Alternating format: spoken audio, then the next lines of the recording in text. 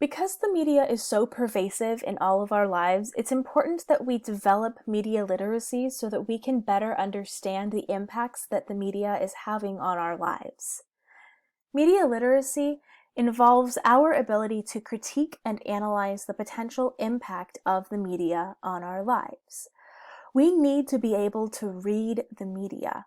This isn't meant as a censor or a blaming of the media. It's simply so that we can better understand mass media. Media literacy ties in with critical thinking and listening skills that we've already been talking about when it comes to persuasion in general. And media literacy skills teach us to analyze the media and realize the following things. First, that all media messages are constructed, even objective news stories.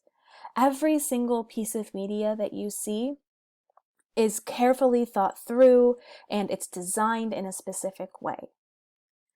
Next, media structures affect media construction.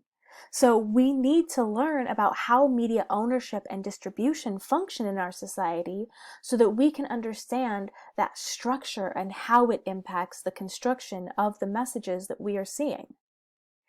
In addition, media have different characteristics, which is going to affect messages differently.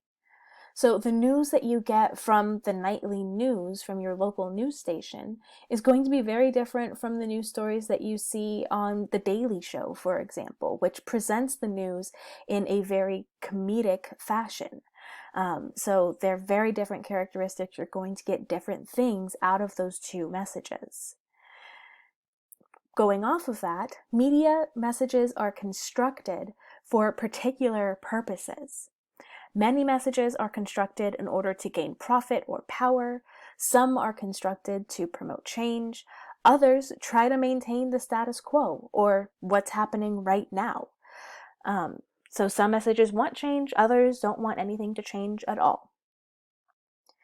Additionally, all messages are embedded with values and beliefs. There's this myth that some media sources are completely objective and that they just straight facts all of the time, but every single message that we see has some kind of value embedded in it. There's some kind of belief embedded within that message. And it's true that some media messages are more objective than others, but no media message is truly 100% of the time objective. Additionally, the media influences our beliefs, attitudes, values, and behaviors. That's interesting. We've heard that before, haven't we? Persuasion also influences our beliefs, attitudes, values, and behaviors, and so media can be very persuasive. It can have a really big impact on the things that we believe, the attitudes that we hold, our values, as well as the behaviors that we do on a regular basis. I mean, think about it. This is what persuasive messages are all about, right? Advertisements, for example, are all about trying to get you to change your behavior in some way to buy the product that's being advertised. So the media has a big influence on us, a big persuasive influence on us overall, which is why it's so important for us to be able to understand the messages that we are receiving. And finally, while media can cause change, it can also sometimes prevent change. And we need to be careful of the media messages that we are consuming and trying to figure out from those messages what changes we want to have happen in our society. And so, in order to better understand the media, we need to expand our understanding and perspective. That's what engaging in media literacy is all about. It's all about trying to understand the world around us more and trying to gain new perspectives. So there are a number of questions that you can ask yourself about the pieces of media that you are consuming.